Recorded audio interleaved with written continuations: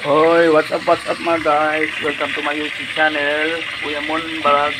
Ay, ang content po natin ngayon, yung menu po natin sa tanghalian. Ito po mga guys, so tingnan niyo po mga guys, panoorin niyo. Ito po ang aking menu ngayon, no. Guys, yan po. Nagpaksiw po ako ng ulo ng tilapia. Ayan. Guys, tapos yung mga katawan, piniprito ko, ayun po, oh. Mga katawan, piniprito ko. Yung ulo, yan yung pinaksiw ko. Ayun pa po yung dalawang katawan pa po. Kasi ano po yan, apat na medyo malaki, 1 kilo. Tapos ito po, magpiprito din ako ng talong. Gusto nyo magprito din ng talong. Ayun po, oh. Namali nga ako, dapat mauna kong pinirito to. Ba't nauna yung ano eh. Pwede na rin siguro, lalo kanola na itong gamit ko eh.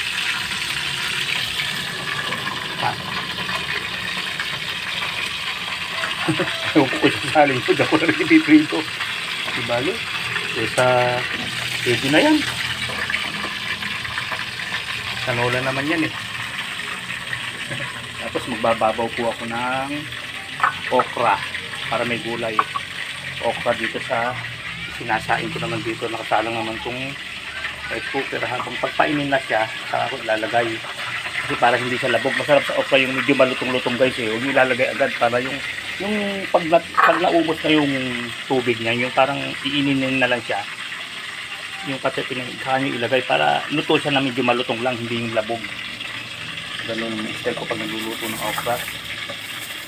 Ngayon kung ano, pwede rin pakuluan nyo sa tubig pero sandali lang para hindi, pagka nakita nyo nag-iba na yung kulay yung pagka-verde niya, yung parang nag-ano na siya, yung nag-dark green, luto na yun. Huwag yun ang hintay yung mag-light green kasi labog na yun. Pag nag-light green ulit, labog. Ito pa po yung isa pang verde. Yun ang alag-alag, diba? Lugasan ko na lang po.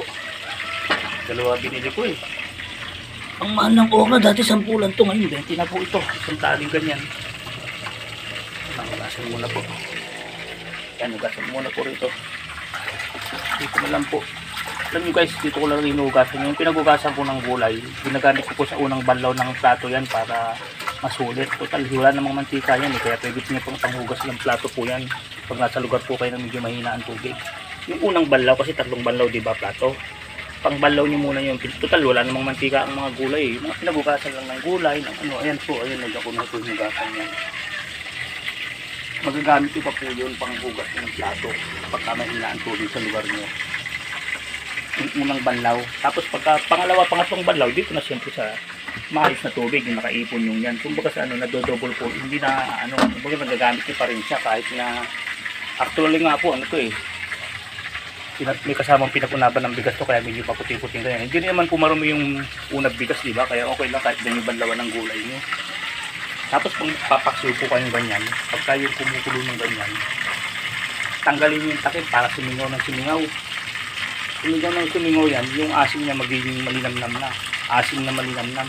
Kasi kung hindi tinanggal yung takip, nakatikim daw ba kayo ng paksiw na ano, yung pag sa asim, ano yun eh, hindi nila natanggal yung takip. Kaya pagka kinakain nyo, pagka asim-asim, di ba? Kasi habang sumisingaw yan, nag-ano yung ano niya, yung pinaka-acid kasi yung suka eh, sumasama sa hangin. Kaya nababawasan ang asin, magiging linamnam ang lasa. Tatanggalin yung takip. Sabagay, malalasahan nyo naman yun. O titikman-tikman nyo pagka medyo wala na yung asin. Ganun o. Ganun o.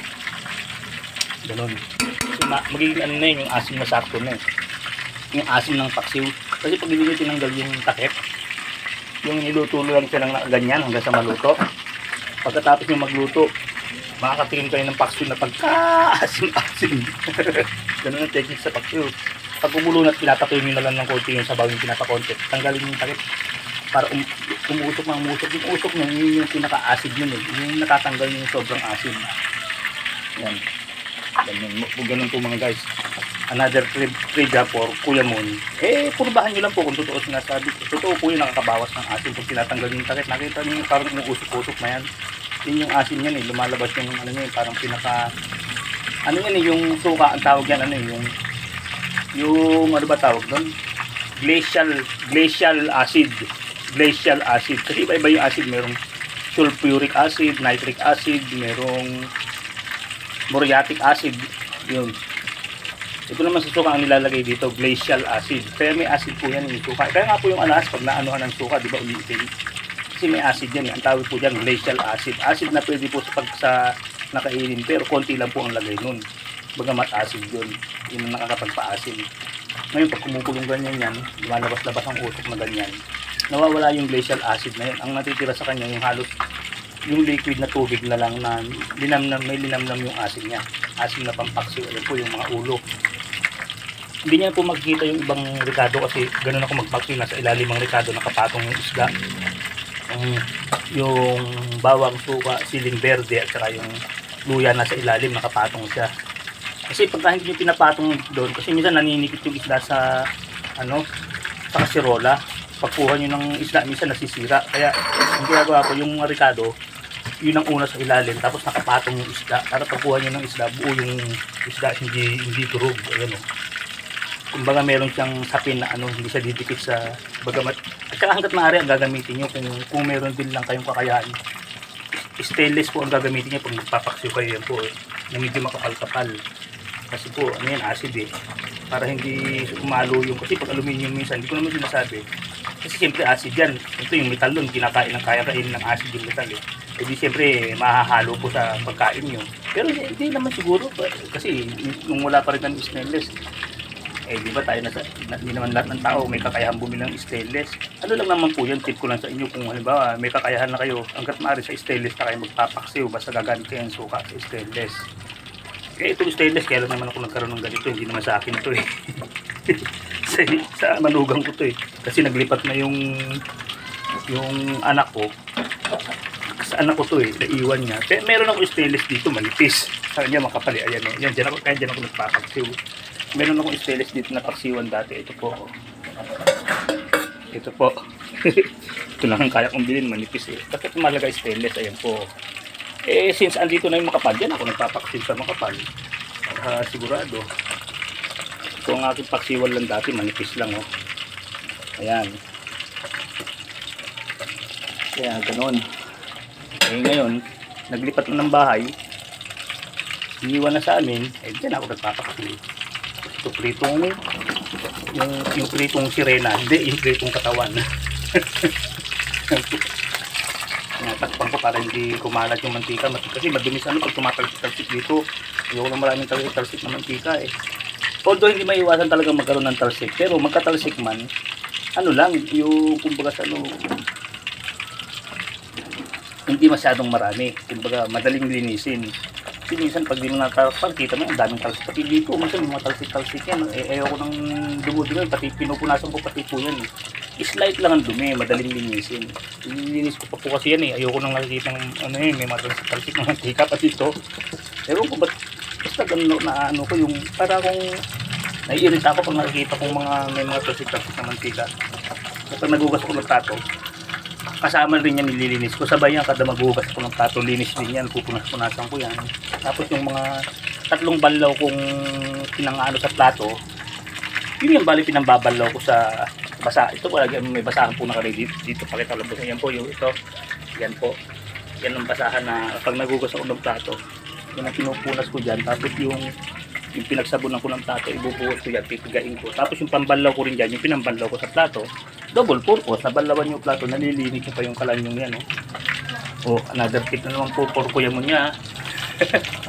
Sinishare ko lang naman po sa inyo yung mga style ko pag nasa bahay ako. Ganyan po ang gawain ko. Mamaya pagkakain ito, dishwasher naman tayo. Yung cooker muna. Nasa tindahan yung misis ko, nagtitinda po Kaya ako muna po ang dishwasher ngayon. Ay, maraming salamat sa Diyos. Ilang araw na nawawala itong salamin ko na to. Meron ng 3 araw. Ito po, tingnan nyo mga guys. So, di tuloy ako makapag-upload. Tsaka siyempre, ang hirap tumingin sa cellphone. Kaya ngayon lang ulit ako nag-upload. Kaya nandun lang pala sa sulok na. Kita ng misis ko. Kaya nung ilang araw, pati sa pagsamba. Pag nagsusulat ako sa notebook ko, nahirap ako, hindi ko makita. Salamat sa Diyos, nakita ko na po mga guys. Kasi dalawa to, yung isa naman na wala, na ewan ko kung saan ko na wala. Kung kay doon naiwan ko nung kumuha ko ng lupa doon sa pinagkukuhan ata namin ni Brad Barry. Kaya sabi ko kay Brad Barry, bro, pagka sakaling makita mo yung salamin ko, baka nalaglag sa pinaglakaran natin, pakidampot mo na lang kung sakali. Pagka hindi, ito na lang yung reserva ko. Abay, nung isang araw na wala din. Kaya sabi ko, parusa to Kaya sabi ko, Eh ngayong habang nagluluto ko, sabi ng misis ko, "Saan mo ba, ito ba salamin na hinahanap mo?" Kasi dalawa nga ito eh. Oo, yan ka ako. Yung isa ko talagang hindi ko na nakikita. Na, parang nawala doon sa ano, pinuntahan kong kabrother ko nung nagkuha ako ng lupa. Nalaglag ata kasi ano eh. Siyempre may bit-bit akong ano eh. Mga halaman eh. Hindi ko napansin. Siguro nalaglag pag yuko ko. Ayun. Kaya ngayon itong salamin ko mga guys. Nakita ko na. Nakapag-upload ako. Nakikita ko na kasi cellphone. Kaya, hinaan ko na. Hihinaan ko muna bago ko magbilin para walang tilamsik.